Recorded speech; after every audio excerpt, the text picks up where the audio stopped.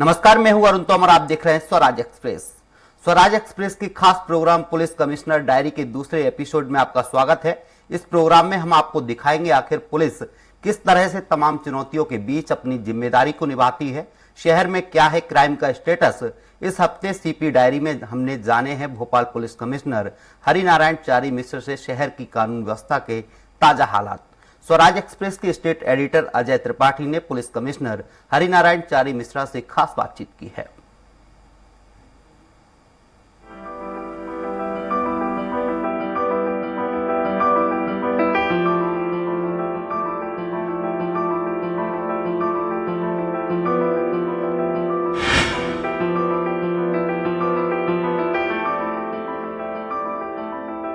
नमस्कार, मैं हूं अजय त्रिपाठी। मैं हाजिर हूं लेकर के आपका प्रोग्राम पुलिस कमिश्नर डायरी। इस साप्ताहिक प्रोग्राम में हम दिखाते हैं कि भोपाल पुलिस कमिश्नर सिस्टम ने पिछले एक हफ्ते में कैसा काम किया, उनकी रिव्यू करते हैं और साथ में जानते हैं कि अगले हफ्ते के लिए वो क्या प्लान कर रहे हैं। मेरे साथ बात करने के लिए हमेशा की तरह फिर हैं भोपाल के पुलिस कमिश्नर हरिनारायण चारी मिश्रा जी। मिश्रा जी, बहुत बहुत स्वागत है आपका।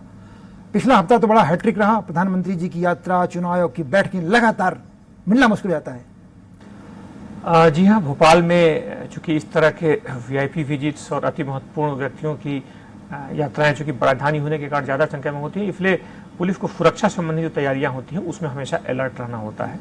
पिछले सप्ताह भी देखें तो माननीय प्रधानमंत्री जी और इस तरह के और भी कुछ महत्वपूर्ण व्यक्ति आए, जिसके कारण सुरक्षा संबंधी जो बंदोबस्त था उसको पुलिस ने बेहतर स्तर पर किया। और इसके जो तैयारी था उसका अचानक एक कहें तो परीक्षण भी हुआ, जब अचानक बारिश के कारण पूरा रूट चेंज करना पड़ा और तत्काल पुलिस ने नई अपेक्षाओं के अनुरूप अपने को सही साबित किया। तत्काल उस चुस्ती के साथ उसने नई व्यवस्थाओं को ठीक ढंग से किया। तो एक तरह से पुलिस का एक लिटमस पेपर टेस्ट भी कह सकते हैं कि हुआ। और उसके साथ साथ पुलिस ने देखे तो अभी इस हफ्ते जो बैठकें थी, अब चुनाव को संदर्भ में भी लेकर चुनाव को लेकर तैयारी फिर शुरू हो गई। बड़ा लगातार बैठकें रही आपकी, क्या मतलब क्या रणनीति बन रही है? चुनाव संबंधी खासतौर पर तैयारियां होती हैं, उसमें जो अपराधी होते हैं खासतौर पर पुलिस के में जो बड़ी कार्रवाइयां होती हैं, जो कई बार अवैध शराब से लेकर के कैफे लेकर के कई तरह की चीज़ें जो चुनाव को प्रभावित कर सकती हैं, उस पर पुलिस की कार्रवाइयां बढ़ जाती हैं, पुलिस की निगरानी बढ़ जाती है। जगह जगह अब आने वाले दिनों में नाकेबंदी शहर की सीमाओं की होगी और जो पुलिस का जो कमिश्नरेट जो नगरीय सीमा है उस पर जगह जगह लगभग बाहर से आने वाले लगभग हर रास्ते पर पुलिस की नाकेबंदी होगी। इसका उद्देश्य होता है कि आने वाले समय में पुलिस अपराधों को न्यूनतम स्तर पर है, लेकिन किसी भी तरह के अपराधी से चुनाव को उसके साये से दूर रखे और कार्रवाइयाँ करती रहे। इसके संदर्भ में पुलिस ने तैयारियां अपनी शुरू कर दी हैं और लगातार जो प्रिवेंटिव कार्रवाइयाँ हैं और जो अपेक्षित जो अन्य कार्रवाइयाँ हैं जिससे अपराधियों पर लगाम लग सकती है, पुलिस ने उसे रफ्तार बढ़ा दी है। एक बड़ा मुद्दा है कि पुलिस सिस्टम जब काम करता है तो बहुत सारे उनके इमोशनल्स जो रहते हैं, इमोशंस वो खत्म हो जाते हैं, लेकिन पुलिस वालों की अपनी समस्या रहती है बीच में, ताकि वीकली ऑफ दिया जाएगा। ये फिर एक लोगों को लगने लगा कि अब आप चूंकि पुलिस कमिश्नर के रूप में एक बेहतर काम कर रहे हैं तो बड़ी उम्मीदें जाग रही हैं पुलिस की। इस प्रक्रिया को हालांकि किया गया है, लेकिन व्यवहारिक रूप से इसके पालन में जरूर कई अड़चनें आती हैं। लेकिन आने वाले समय में लगभग 800 के आसपास जवान यहाँ पे जब प्रशिक्षित होकर आएंगे और जब वो नए फिरे से ज्वाइन करेंगे तो पुलिस की थोड़ी सी कंफर्ट लेवल हल्का सा बढ़ेगा। हालांकि उसके बाद भी लगभग 400-500 पद रिक्त हैं, लेकिन उनके आने के बाद इसको ठीक ढंग से लागू किया जा सके।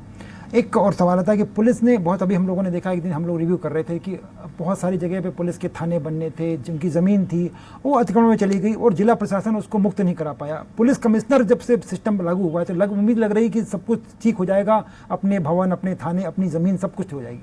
शहर में 3-4 थाने ऐसे हैं जहाँ पर मुख्य भवनों की समस्या है।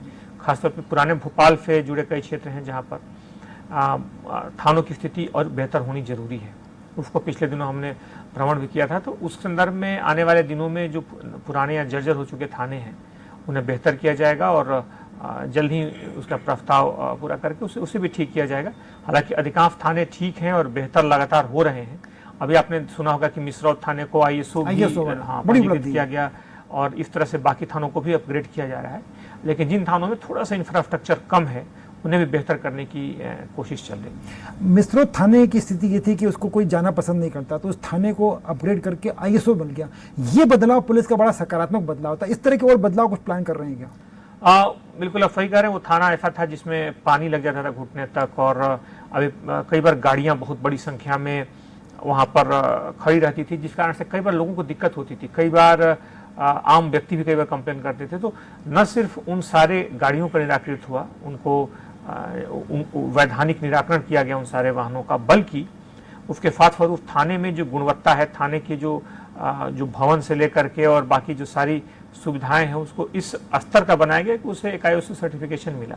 IOC सर्टिफिकेशन हालांकि एक प्रतीकात्मक स्वरूप है किसी चीज़ का अच्छे होने का, लेकिन बेहतर है कि हमारे कर्मचारी भी मानसिक रूप से सजग हों, बेहतर ढंग से काम करें, और एक थाना जो कि एक बेहतर माहौल में रहता है, खासतौर पे थाने के अगर ढांचा अच्छा रहता है, आपके कार्य स्थल बेहतर रहता है, तो काम करने वाले का मनोबल भी बेहतर रहता है। तो इस संदर्भ में बाकी थानों को भी इस तरफ बढ़ाया जा रहा है कि वो भी अपने इंफ्रास्ट्रक्चर को और बाकी चीज़ों को ठीक करें, और साथ ही साथ हमारे जो कर्मचारी हैं, हमारे जो जवान हैं, वो बेहतर ढंग से ट्रेंड हों, बेहतर ढंग से प्रशिक्षित हों। इसके लिए हम लोगों ने खास तौर पे, आपने देखा होगा, एक ट्रेनिंग सेशन प्रत्येक सप्ताह थानों का चल रहा है, जिसमें हम लोग भी जाते हैं समय समय पर, और उसमें उनसे हम लोग बात करते हैं, उनको मोटिवेट करते हैं। पुलिस में खास तौर पर जो असंक्रामक बीमारियां, उनकी संख्या काफ़ी ज़्यादा है।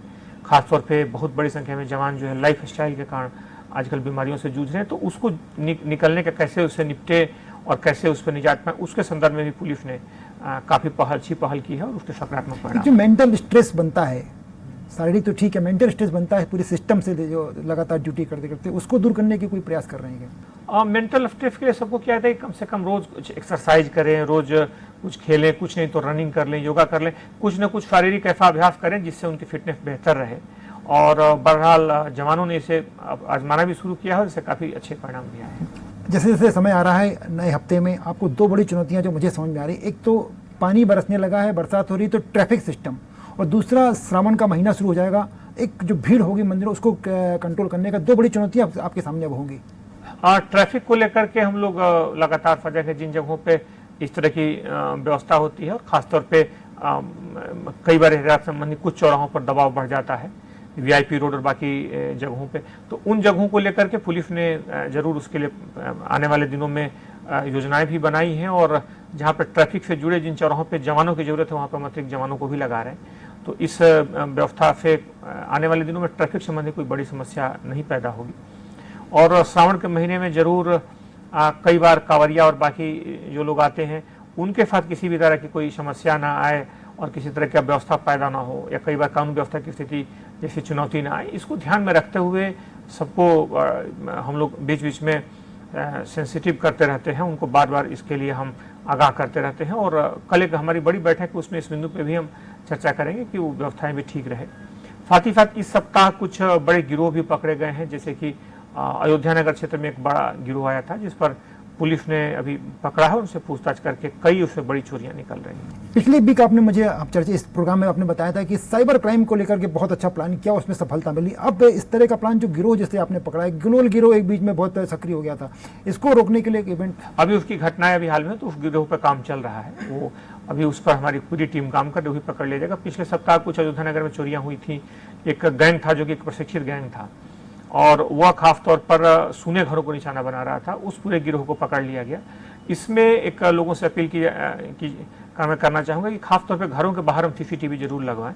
ये सिर्फ हम लगाने में उससे पूरी तरह सक्षम है, खास तौर पे इसे हम प्राथमिकता में न रखने के कारण हम नहीं लगा पाते हैं, इसलिए CCTV जरूर लगाएं कि किसी भी आकस्मिकता की स्थिति में, घटना की स्थिति में यह CCTV एक रामबाण की तरह काम आता है, बड़ी ही उपयोगी सिद्ध होता है। और खास तौर पर इससे बड़े अपराधियों को, खासतौर पे जो प्रॉपर्टी ऑफेंस है, उनको पकड़ने में काफ़ी मदद मिलती है, और इसकी संभावना बढ़ जाती है, पुलिस की प्रभावशीलता बढ़ जाती है। इसलिए हम घरों में एक CCTV बाहर की तरफ जरूर लगवाएं। बिल्कुल, आप अपील कर रहे हो, मुझे लग रहा है कि हमारे स्वराज के दर्शक के माध्यम से तमाम लोग देख रहे होंगे, इस अपील को मानेंगे और जरूर अपने घरों पे CCTV लगवाएंगे, ताकि पुलिस को बेहतर काम करने में, बेहतर परिणाम देने में सुविधा हो, और पुलिस आपकी सेवा में जैसा है और बेहतर काम कर सके। चारी साहब, बहुत बहुत आपने समय दिया, बहुत बहुत धन्यवाद। ये थे हिरणचारी मिश्रा, जो बता रहे हैं कि पुलिस का पिछला हफ्ता कितना टाइट था, लेकिन अब जो सावन का महीना, ट्रैफिक का पुलिस तब पे है, और जो ऐसे गिरोह जो काम कर रहे हैं उन पर निगरानी के लिए तमाम प्लान कर रहे हैं। ये प्रोग्राम बस यहीं तक, अगले हफ्ते फिर मैं आपको पुलिस डायरी के साथ मिलूंगा, तब तक के लिए मुझे आज्ञा दीजिए। लेकिन चूंकि खबरों का सिलसिला चलता रहेगा, इसलिए आप बने रहिए और देखते रहिए स्वराज एक्सप्रेस।